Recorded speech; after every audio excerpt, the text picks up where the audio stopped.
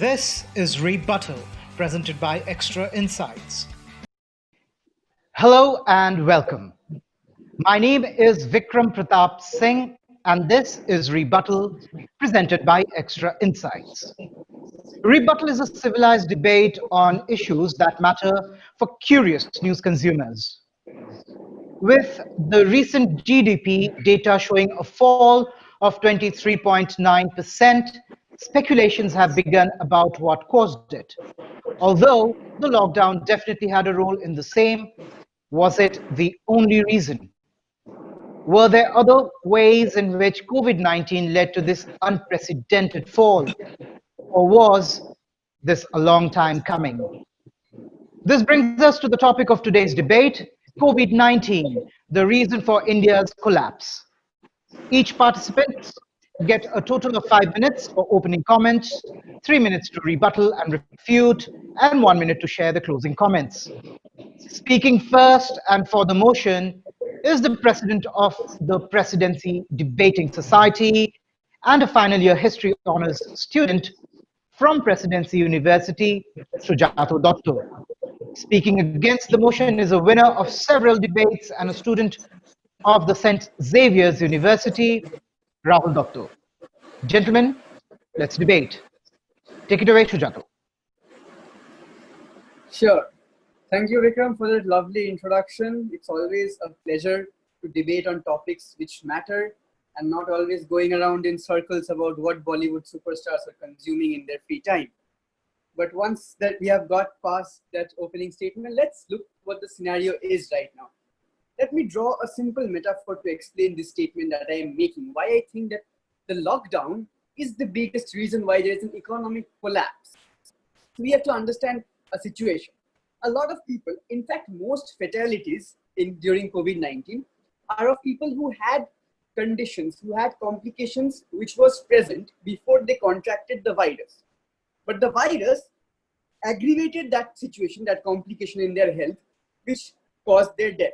Which is to say that if they did not contract the virus, they would be alive. Which is to say that COVID-19 is what caused the death and not the prevailing complications that they have. It is a similar thing when it comes to the economic collapse of India. While we know that even after 74 years, we are yet to find a stabilized, a coherent route to development or economic mobility as a whole, it is my firm belief that the COVID acted as a catalyst, particularly in terms of the lockdown, to ensure that there is a complete economic collapse.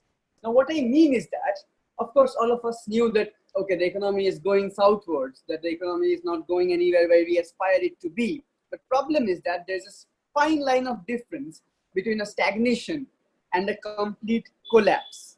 I think a complete collapse occurs not only when trading activities take a hit or there are growing trade deficits, but when you have regular reports of people hanging themselves, poor people or laymen hanging themselves because they have lost their jobs, because they have lost their livelihoods. I do not think loss of jobs, loss of livelihoods, and even financial loss on big scales has happened on this scale before COVID-19 or before the lockdown.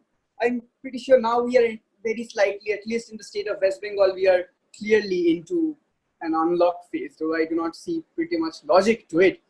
But there is signs of life not yet back to normal. Now let's talk about the exact economic scenarios that COVID-19 has brought forward and why I say it's an economic collapse caused particularly by COVID-19. I think you've already introduced the fall of GDP, but what we have also witnessed is a huge shutdown of macro and micro and small industries, MSMEs. And the government has recently admitted that it has no data on MSMEs, just like they do not have any data on migrant workers' deaths, which is a particularly ridiculous statement to make in a democracy, I feel. The shutdown of MSMEs, and if you look at it, most of our country's economy is not in a very formal sector, not in a very organized sector. It's informal economy that keeps the country running. It's informal economy that keeps the fires in the kitchens of our country going.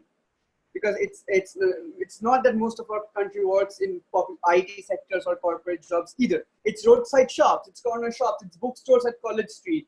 It's people who sell food by the shop. When I say this, I do not concur with our Prime Minister that selling pakoras is a way of livelihood. But nevertheless, the reality is that some people, most people are inhabit those roadsides, and that is where they earn their livelihoods from. So those are the people who have not only been affected, who have lost those incomes. Why do I say this? Because I'm pretty sure everyone remembers the raging Amphan storm that swept through our state in West Bengal. And I was actually working in an Amphan relief program that we were conducting, and we had to conduct a survey for that, okay, what is the person's loss, or how much has that person lost in the Amphan. If you took the data, where we also inquired how much loss they faced in the lockdown time, if you took that data and you compared the loss they had due to lockdown and shutting down of their shops and the amount of books that they have lost in Amphan, this huge storm, you will see that the loss is greater in terms of the lockdown. So the lockdown is what affected people, not only in singular way of not only in a singular way of this daily wage laborers who could not earn the daily wage, factory workers, cab drivers. Importantly, that is the scale of collapse that we are talking about. When I say collapse, I do not only mean a temporary crisis, because we live in a world of crisis. A collapse is when you see no way out.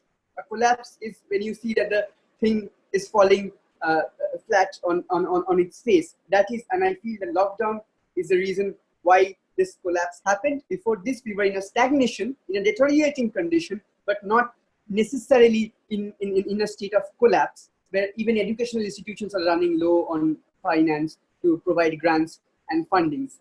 This is what I would like to keep as my opening statement and reason as to why I think COVID is the reason of India's economic collapse as a whole. Thank you.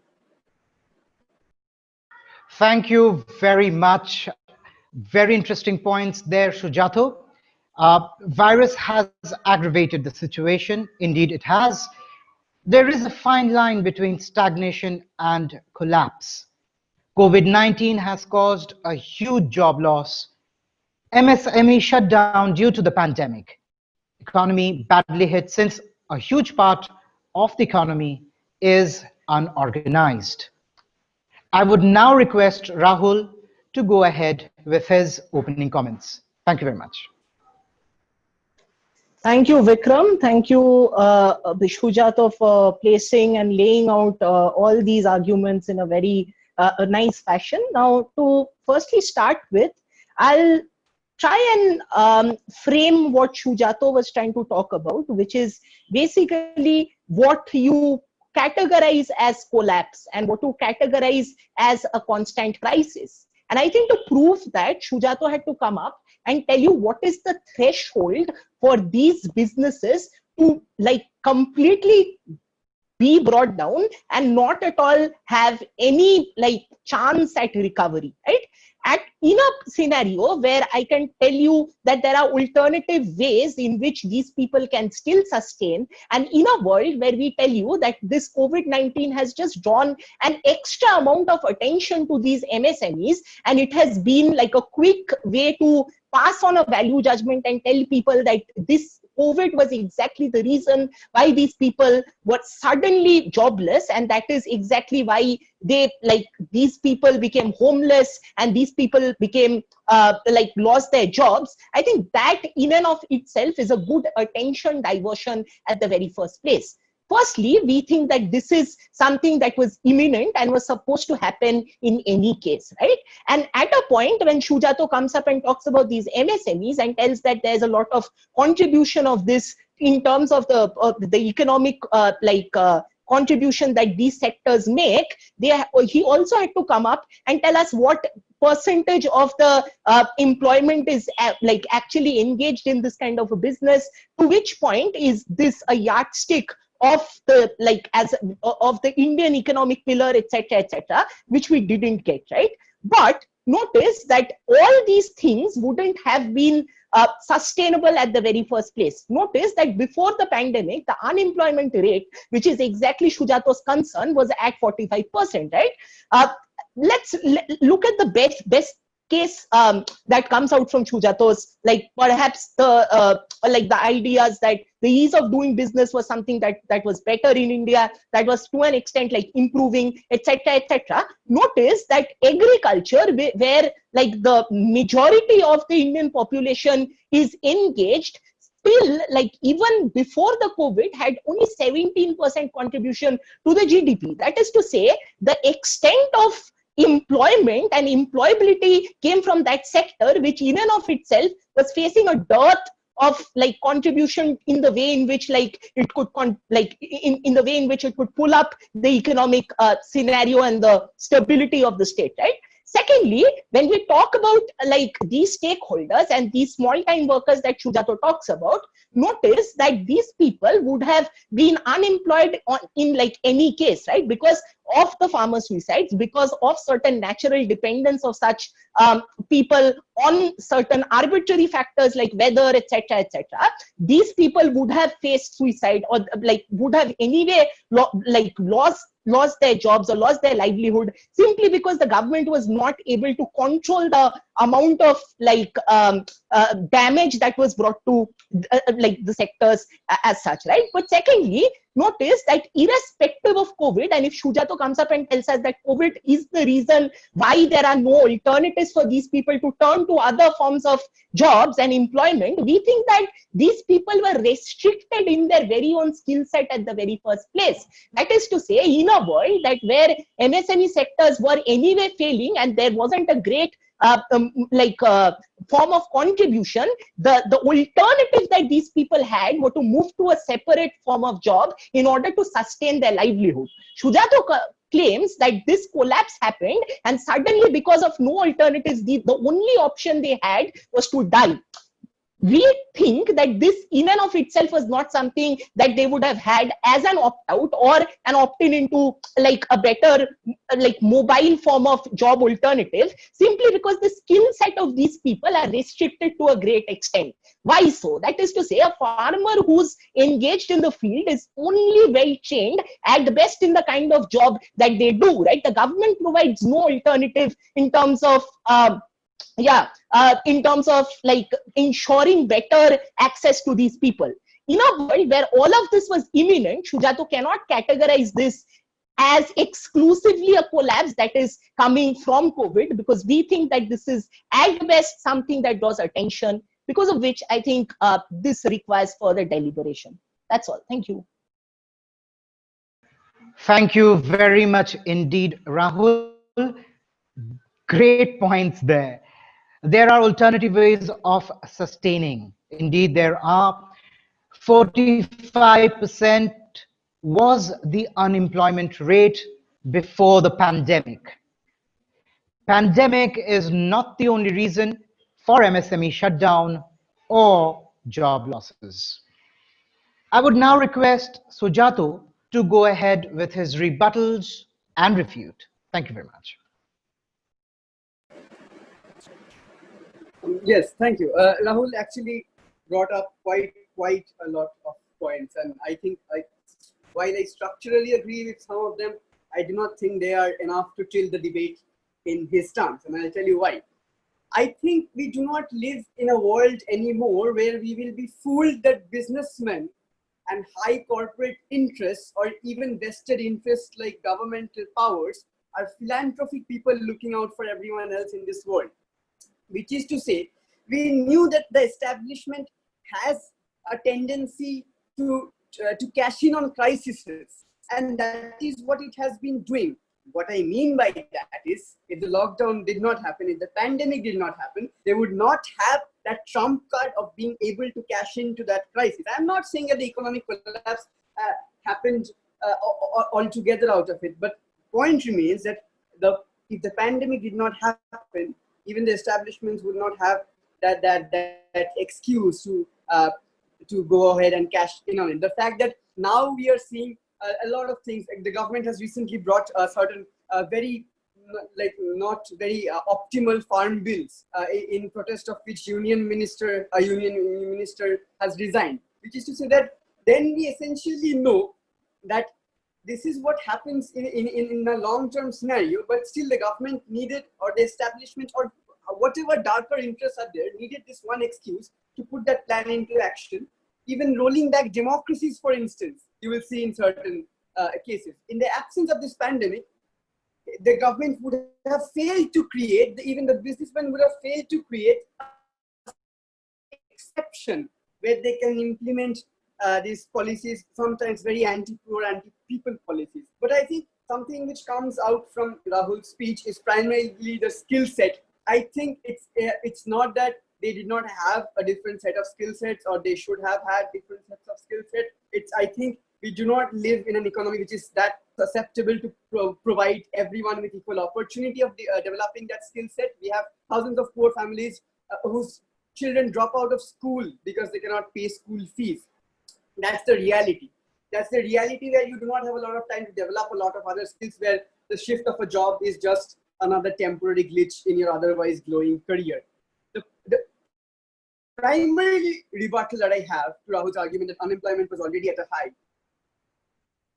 It's true, it was high. But if you notice the data, that during the 2 months of complete lockdown, unemployment went to a record high of 23.5%, and after lockdown eased, it dropped to an 11%.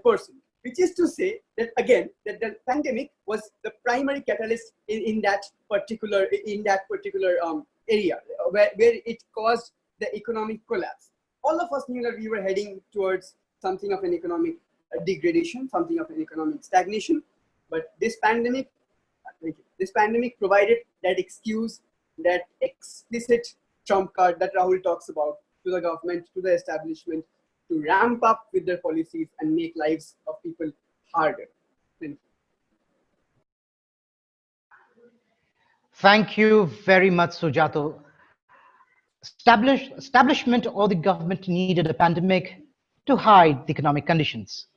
The 2 months of lockdown took away had a record job loss.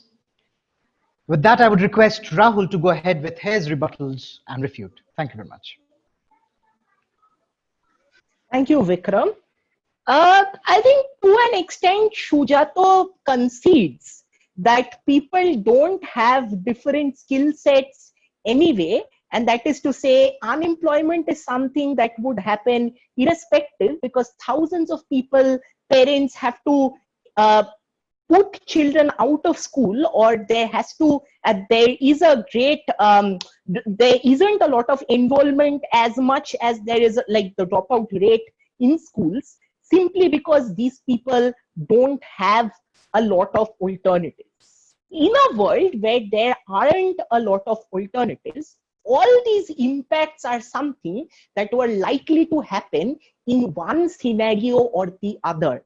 In a world where you come up and say that the pandemic is solely and exclusively a catalyst of this kind of a collapse, you necessarily imply that had the pandemic not been there, the world would have been a relatively better place to live in. And that is exactly the problem that I have with Shujato's claims. The point being that all of this was likely to happen irrespective. But let's look at like cashing in on crisis that Shujato brings up in his refutation, right? We think that yes, exactly our point. The people who, the bigger like reasons for pointing or critiquing the government is to come up and say that, look, the government could not manage the pandemic. The simple way a government can shun that responsibility is to come up and say that, hey, look, it's a national level pandemic. It is something that is out of our control. The world is dealing with it. And therefore, there is all the more reason for the government to go ahead and create a narrative that, hey, look, we are trying to help you, but we cannot because of a helpless scenario in which we are in. In a world where you start believing this kind of a narrative, you start letting the government get away with its accountability, which otherwise would have been better in a world where this kind of a pandemic wouldn't have been like the direct reason, or as Shujato says, the catalyst for putting all the blame in terms of what's wrong in the economy, right?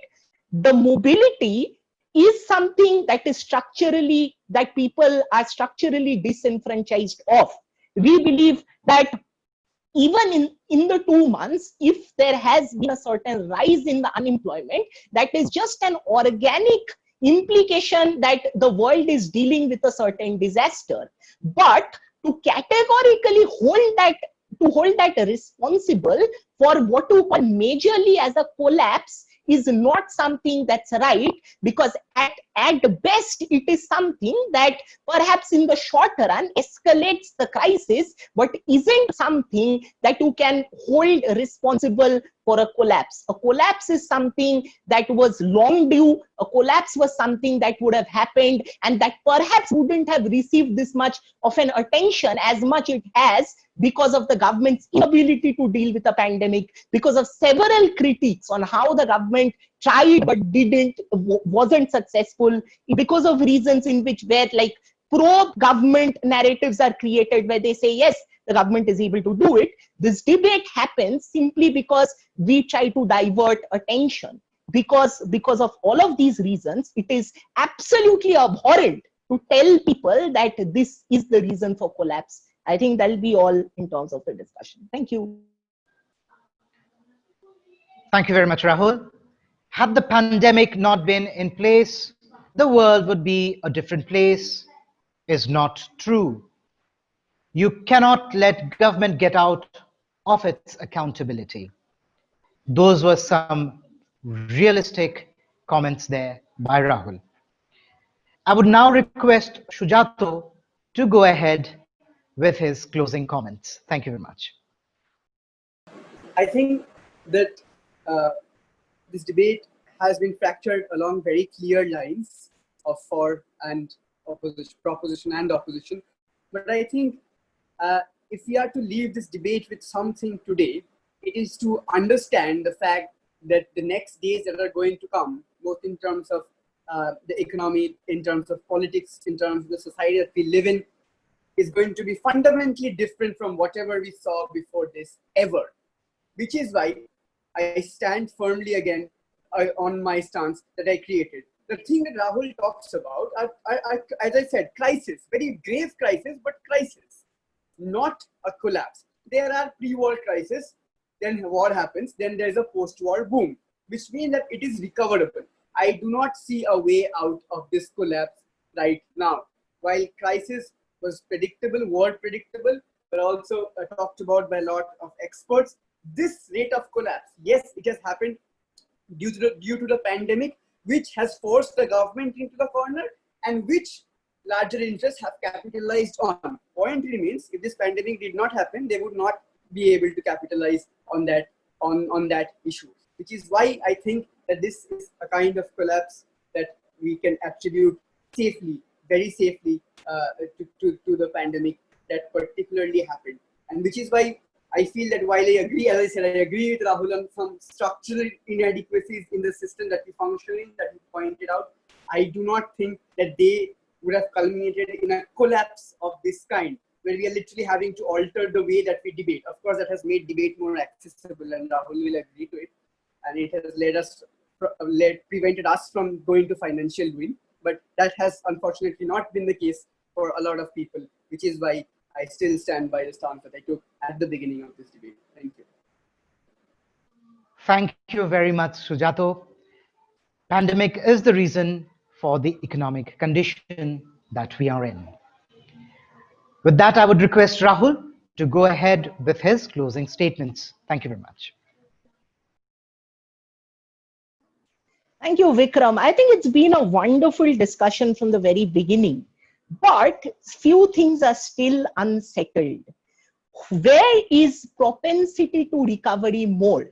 If Shujato characterizes that a collapse is something from which you cannot recover, then perhaps you are going against the very human instinct of where like people still push themselves to survive till the very last moment, right? We think that governments and institutions and individuals all have this instinct.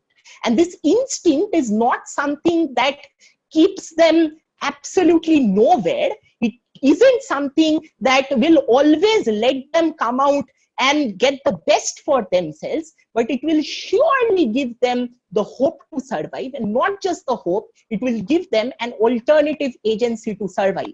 Look out of your windows and see that the people who were all this time not able to sell at the kind of MSME workers that Shujato were talking about, even if they don't have the best form of skill set, they are trying to shift to alternative means. That is to say that the collapse that Shujato paints as something that is like absolutely that cannot be recovered from is still a bigger question. Yes, some damage has been done, and that some damage can categorically be seen even in a world where the pandemic does not exist. That is to say, collateral for every profession. There is a point where you come up and realize that things cannot be better from here, and that is where things like the loss of life and all these factors arise from. The question is, to which extent does it scatter? Yes, the numbers show that the economy has taken a hit, but it still isn't a collapse. It still doesn't take away the chance of recovery. For all governments and institutions, no matter how corrupt they are, no matter how much they try to cash in, no matter how much we try to take advantage of this pandemic and engage in an online debate, all of us are trying to do our best to perhaps earn a living, or at best find something better for ourselves. If that attempt is there, we are still reviving. If that attempt is there, you cannot call the pandemic just the sole contributor for a collapse. And I think with that, I'll rest my case. Thank you. Thank you very much there, Rahul.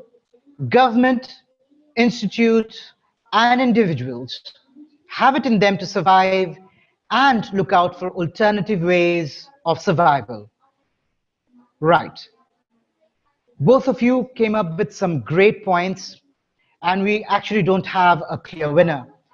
And in fact, this is a debate show, a debate that brings out the reality of any situation.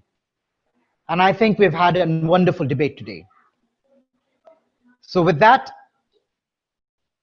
we come to the close of Rebuttal. Thank you, Rahul and Sujato, for joining us.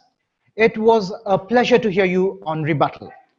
Our listeners can participate in the debate on our website or via the Extra Insights app. We would love to hear your rebuttals.